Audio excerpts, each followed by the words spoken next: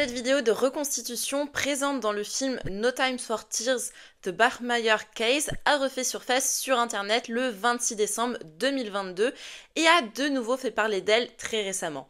Ce film s'est inspiré de l'histoire vraie de Marianne Bachmeier qui a tué le meurtrier de sa fille lors de son procès et dont on va parler dans cette vidéo. Voici l'affaire de Marianne Bachmeier.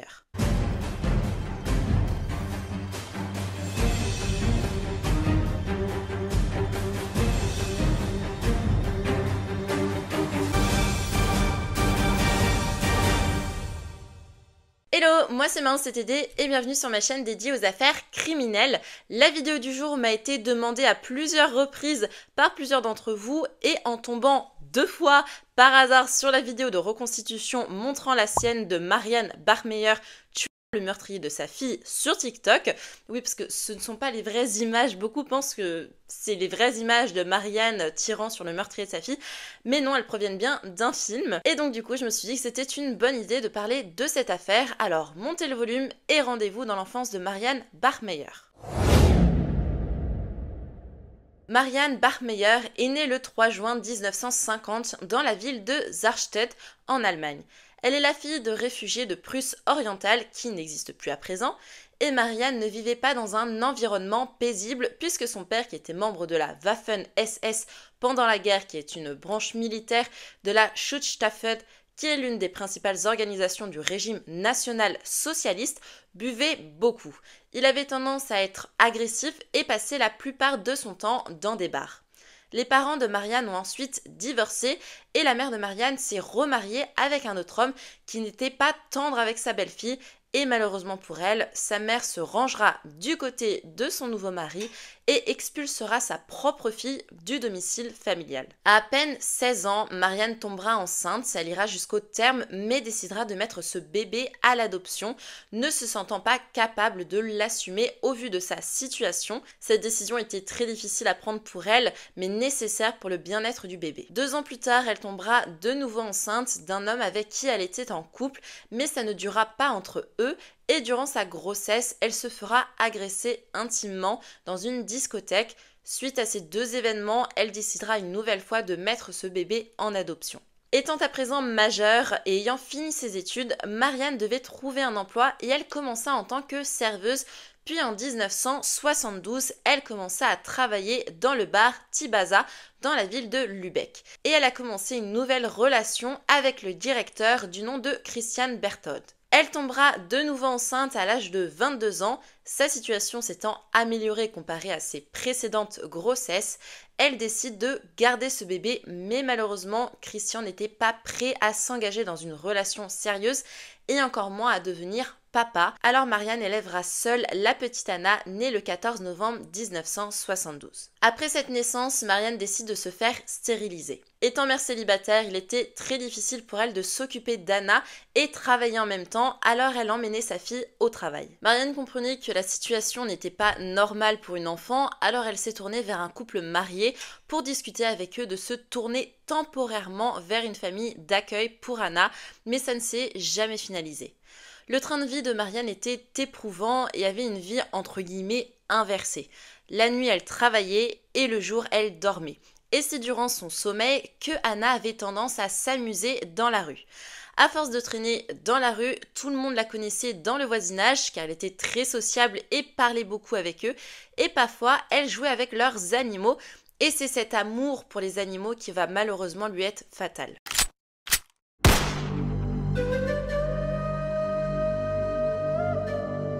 Nous sommes le matin du 5 mai 1980. La petite Anna Bachmeier, âgée de seulement 7 ans, ne se rend pas à l'école à la suite d'une dispute avec sa mère la veille et préfère sortir de la maison pour voir l'une de ses amies, mais cette dernière s'est quant à elle bien rendue à l'école. Bien évidemment, sa mère, en voyant sa fille quitter la maison, pensait qu'elle se rendait à l'école. Vu qu'Anna n'a pas pu voir son amie, elle n'avait quand même pas envie de se rendre là-bas et a préféré jouer dans la rue comme à son habitude. Pendant ce temps, Marianne était à une séance photo pour un journal local après qu'un journaliste ait remarqué la voiture de Marianne qui était plutôt inhabituelle avec de la peinture un peu partout et voulait donc faire un article sur Marianne et sa voiture. La petite Anna continuait de jouer dans la rue lorsqu'elle croise son voisin Klaus Grabowski, un boucher de 35 ans. Il n'était pas inconnu de la petite, comme je vous l'ai dit, Anna était très sociable et elle a parlé beaucoup de fois avec lui et étant une amoureuse des animaux, elle lui a souvent demandé si elle pouvait jouer avec son chat. Après cette nouvelle rencontre, Anna lui a demandé à nouveau si elle pouvait jouer avec son chat et cette fois il a accepté et l'a invité dans son appartement qu'il partageait avec sa fiancée qui n'était pas au domicile à ce moment-là. Elle rentre dans l'appartement de l'homme, toute contente à l'idée de jouer enfin avec le petit chat, mais était loin de se douter qu'il lui réservait un sort qui lui sera fatal. À peine rentré dans le domicile, il la séquestre, l'agresse sexuellement durant plusieurs heures, puis attrape une paire de collants qui appartient à sa fiancée et se met à l'étrangler jusqu'à son dernier souffle. Une fois la petite Anna inerte, il a attaché son corps grâce aux compétences qu'il avait acquis en tant que boucher, l'a ensuite placée dans une boîte, puis l'a transportée sur son vélo vers les rives d'un canal où il l'a enterrée. Marianne est ensuite rentrée à son domicile, mais sa fille n'était toujours pas rentrée de l'école, ce qui était étrange, alors elle est sortie pour la chercher, mais toujours pas de traces de sa fille, alors très inquiète, elle s'est rendue à la gendarmerie pour signaler sa disparition. Il y a un événement qui va faciliter l'enquête des policiers et ramener directement au tueur. La fiancée du boucher est entrée dans le poste de police et elle avait des choses à dire. En effet, lorsqu'elle est rentrée à l'appartement, elle y a trouvé son fiancé Klaus qui lui a avoué son meurtre. Elle a alors immédiatement quitté le domicile pour se rendre à la police. Étant prévenus à l'avance de la disparition de la petite Anna, ils ont pris l'affaire très au sérieux et se sont rendus chez les Grabowski, mais il n'y avait plus personne à l'appartement. En revanche, ils y ont trouvé une note écrite par Klaus. Sur cette note, il suppliait sa fiancée de ne pas lui tourner le dos et qu'il l'attendrait au bar Zoin dans la nuit pour qu'ils puissent discuter. La police s'est alors rendue au bar en question et ont attendu qu'il arrive. Il s'est en effet montré et la police a pu procéder à son interpellation. Ils ont pu découvrir que Klaus n'était pas à son premier coup, pas au niveau d'ôter la vie de quelqu'un, mais qu'il avait déjà eu des infractions sexuelles dès les années 70 et sa première victime était également une fillette, elle était âgée de 6 ans, donc ce qui veut dire à peu près dans la même tranche d'âge que Anna, et heureusement pour elle, elle avait réussi à s'enfuir. Pas pour longtemps car Klaus a réussi à la rattraper et a commencé à serrer son cou par derrière, mais elle s'est alors mise à crier aussi fort qu'elle le pouvait et donc du coup il n'a pas eu le choix que de la laisser partir. Il avait été arrêté et accusé de tentative de meurtre et a été condamné à une simple probation. En 1975, il a été accusé d'abus sexuels envers 2 jeunes filles et avait donc dû passer une évaluation psychologique et les résultats de celle-ci ont été lus au procès. Sur la base de l'opinion convaincante du docteur Armanis, le conseil d'administration est sans aucun doute certain que l'instinct sexuel anormal de l'accusé est addictif.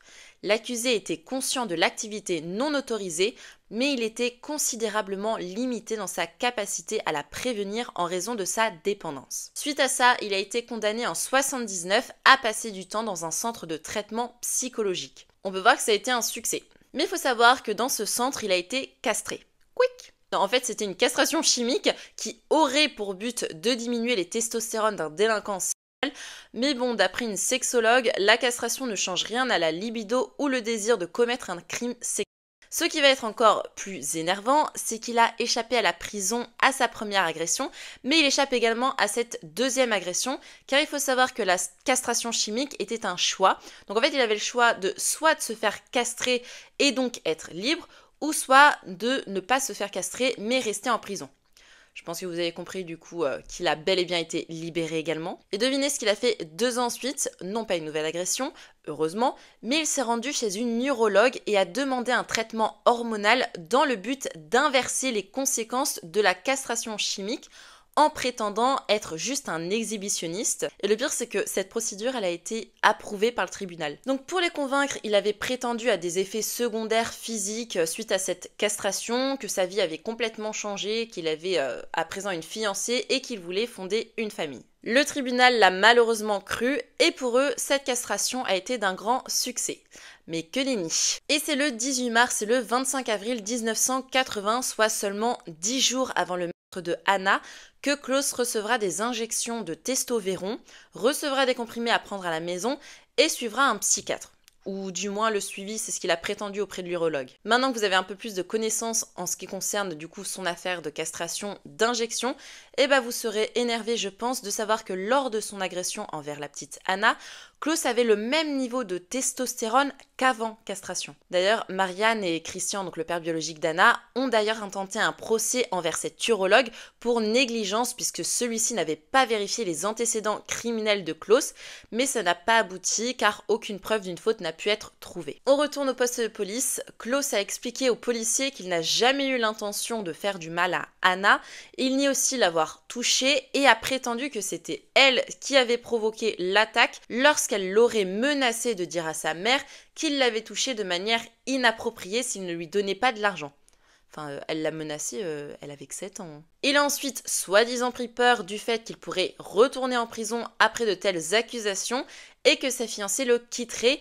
Et il s'est donc mis en colère et a vu les paires de collants de sa fiancée, les a pris et ensuite commencé à Anna qui était assise sur une chaise. Il a ensuite révélé l'endroit où il l'avait enterrée. La police s'est alors rendue sur les lieux, ils ont déterré la boîte où était enfermée la jeune fille et l'ont découverte ligotée. Les policiers ont malheureusement dû faire la triste annonce à Marianne qui avait encore l'espoir de revoir sa fille en vie, mais lors de cette annonce, la réaction de Marianne leur a paru plutôt étrange comparé à ce qu'ils ont l'habitude. Elle n'a pas souhaité leur parler et n'a pas non plus souhaité se rendre à la morgue pour identifier le corps. En fait, Marianne ressentait beaucoup de culpabilité du fait qu'elle avait envisagé de mettre Anna dans une famille d'accueil un temps, et également le fait qu'elle s'était disputée avec elle la veille de son meurtre. Il faudra attendre environ 1 an avant que le procès de Klaus s'ouvre. Le procès de Klaus Grabowski débute le 4 mars 1981 à Lübeck.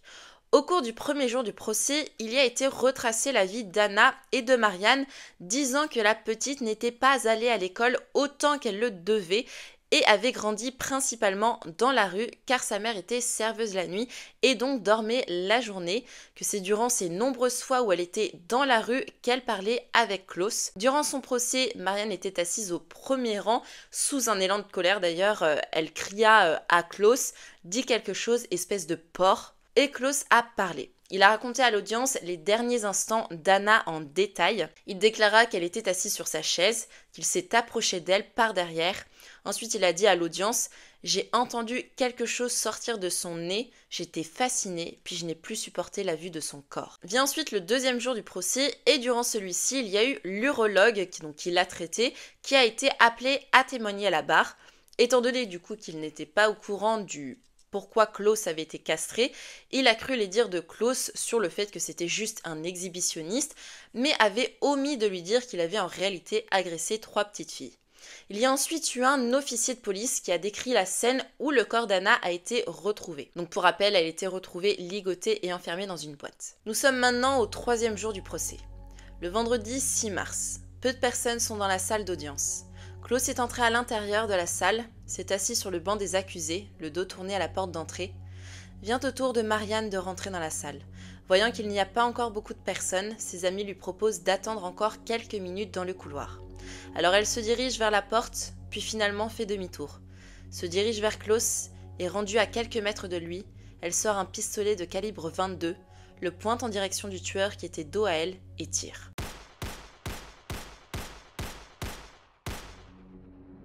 Elle tirera 8 fois et 7 balles toucheront Klaus. Après avoir été touché, il s'affaissera sur la table devant lui, puis tombera au sol. Il décédera quelques instants après, avant même qu'un médecin puisse lui porter secours. Marianne a ensuite jeté son arme au sol et se laissera arrêter par les officiers de police et dira « Je voulais lui tirer une balle dans le visage, malheureusement je l'ai touché dans le dos, j'espère qu'il est mort ». Au cas où si certains se le sont demandé, en 80, il n'y avait pas encore de détecteur de métaux à l'entrée des salles d'audience pour voir si quelqu'un pouvait avoir une arme sur lui. L'ex-copain de Marianne, donc qui est également le père de Anna, Christian, qui était également présent à l'audience, a dit après les tirs « Elle l'a fait, elle l'a vraiment fait ». Par contre, étant donné que Klaus a été tué avant d'avoir été jugé, Il est donc mort en innocent aux yeux de la loi. Après cet acte, Marianne Bachmeier se fera surnommer la mère vengeresse. Beaucoup de personnes, notamment des parents et des grands-parents, comprenaient son acte et Marianne recevait même des fleurs de leur part. Il y a d'ailleurs eu un bouquet de fleurs où il y avait une carte à l'intérieur où il était écrit « Pour vous, de la part d'un grand-père qui aurait fait la même chose, vous n'êtes pas seul, courage ». Marianne ne sera pas épargnée par la justice car ça reste quand même un acte condamnable.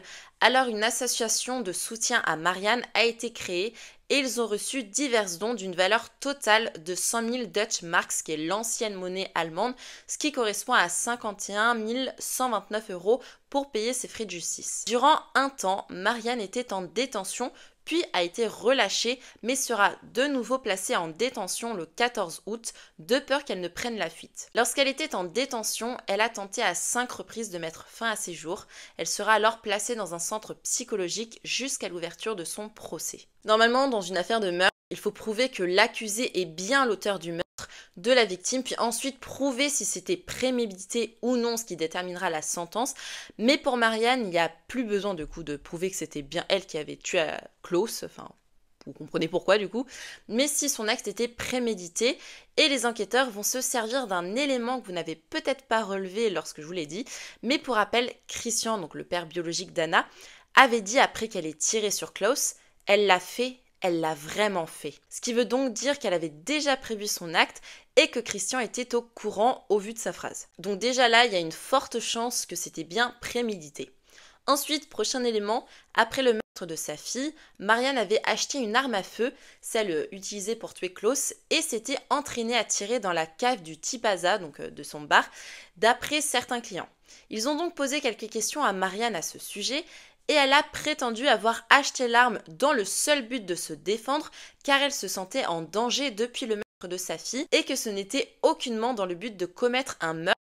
Et en ce qui concerne ses entraînements au tir, elle a nié s'être entraînée, ce qui n'a pas convaincu les enquêteurs au vu de sa précision et de sa rapidité au tir. Et c'est le 2 novembre 1982 que Marianne sera inculpée de meurtre au premier degré. Son procès s'ouvre enfin le 2 mars 1983 et durera 28 jours. Je peux vous dire que le procès était très attendu et qu'il y avait tellement de personnes qui étaient venues pour y assister que la salle d'audience ne suffisait pas à les accueillir et qu'ils ont donc dû changer de salle d'audience pour une salle pouvant contenir 200 personnes. À son procès, la défense de Marianne se faisait sur un acte spontané dû à l'émotion qu'elle pouvait ressentir au tribunal. Marianne avait affirmé qu'elle avait cru que Klaus voulait faire une déclaration sur la soi-disant provocation de sa fille et que par conséquent elle ne voulait pas entendre un énième mensonge de sa part qui aurait entaché l'image de sa défunte fille et que c'est pour cela qu'elle a tiré. Mais du côté de l'accusation, il voulait souligner que Marianne était une mère négligente, que Anna était souvent livrée à elle-même et qu'elle avait déjà pris les premières mesures pour qu'Anna soit placée en famille d'accueil et que donc l'acte de Marianne n'était pas motivé par la vengeance. Voilà maintenant l'heure du verdict. Les charges de meurtre au premier degré, donc en gros avec préméditation, ont été abandonnées, mais Marianne a été reconnue coupable d'homicide involontaire et de possession illégale d'une arme à feu et sera condamnée à 6 ans de prison. Pour certains procureurs, c'était un scandale que la préméditation ait été abandonnée puisque tous les éléments le prouvaient, mais pour le juge, justice a été rendue car Marianne ne représentait pas un danger pour la société. Il y a eu un sondage de l'opinion publique qui a été fait.